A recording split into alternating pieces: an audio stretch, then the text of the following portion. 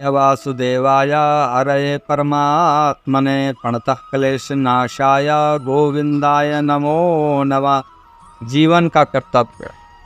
भगवान कहते हैं सर्वस्व चाहिम हृदय सन्निविष्टतो मता स्मृति ज्ञानपमोहंच वेदस्यम सरमेव वेदो वेदांत कृत्य वेद देवितम चाहम।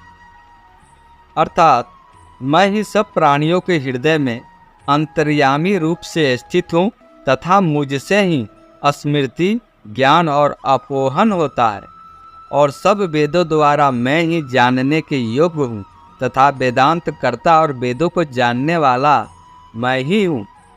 चौथा उपाय है जिन कामों के करने से हमारा और लोगों का अभी और परिणाम में भी परम हित होता दिखता हो उन्हें भगवत आज्ञा मानकर करना।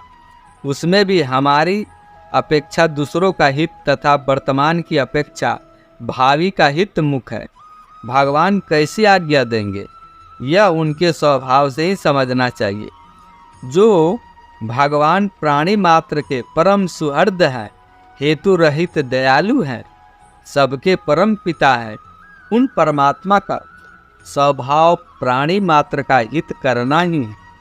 अतः वे आज्ञा भी अपने स्वभाव के अनुकूल ही देंगे।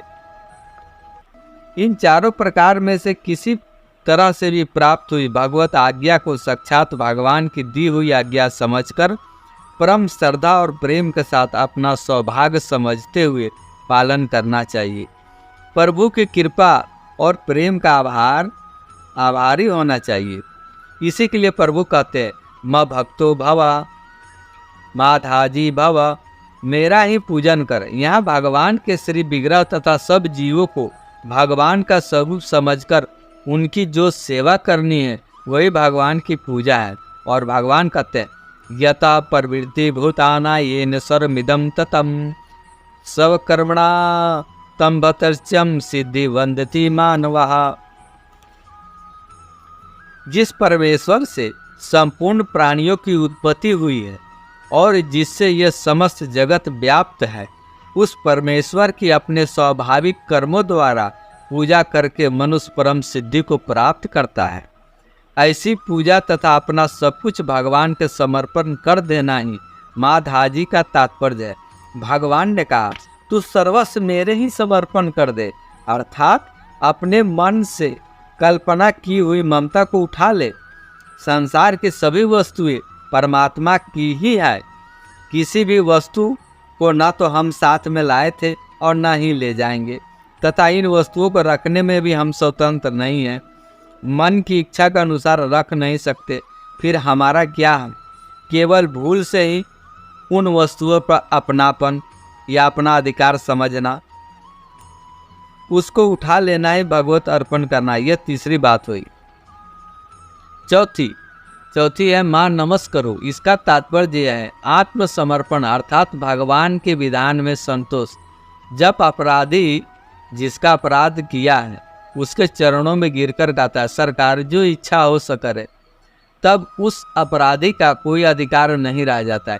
इसी प्रकार नमस्कार करने वाला भगवान के सामने अपना कोई अधिकार नहीं समझता। उनकी मर्जी हो वैसे रखे।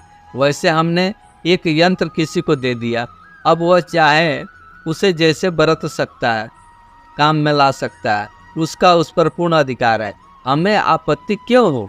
इस प्रकार भगवान का भक्त भगवान को अर्पित हो जाता है। उस पर भगवान सुख या दुख जो भेज दे वह सब में प्रसन्न रहता है।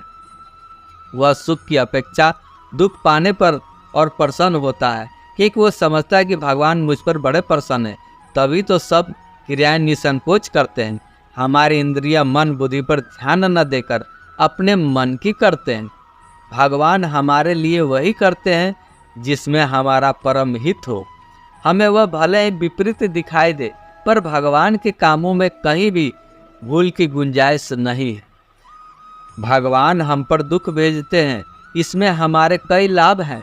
एक तो हम पापों से सावधान होते हैं, क्योंकि भगवान पापों के फल रूप में पापों के नाश के लिए दुख देते हैं।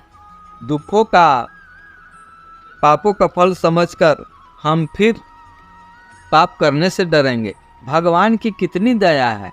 दूसरा लाभ यह है कि प्रभु हमें अपनाने के लिए परम पवित्र बना रहे हैं। जैसे सुनार जिस सोने को अपनाना चाहता है उसे तपाकर और अधिक शुद्ध करता है, अथवा जैसे माता अपने बच्चे के मैल को धोती है, साफ करती है, क्योंकि उसको अपने हृदय से लगाना है, गोद में लेना है, इस प्रकार कृपालु भगवान भी अपने भक्तों को कष्ट देकर उसे पवित्र करते हैं। यही भगवान के शरण होना है। भगवान कहते हैं कि तू इस प्रकार मेरे शरण होकर मुझे ही प्राप्त कर लेगा। यही शरणागति है और मत प्रायण कहकर इसी का वर्णन किया गया है। शेष अगले अंक में। राधे राधे।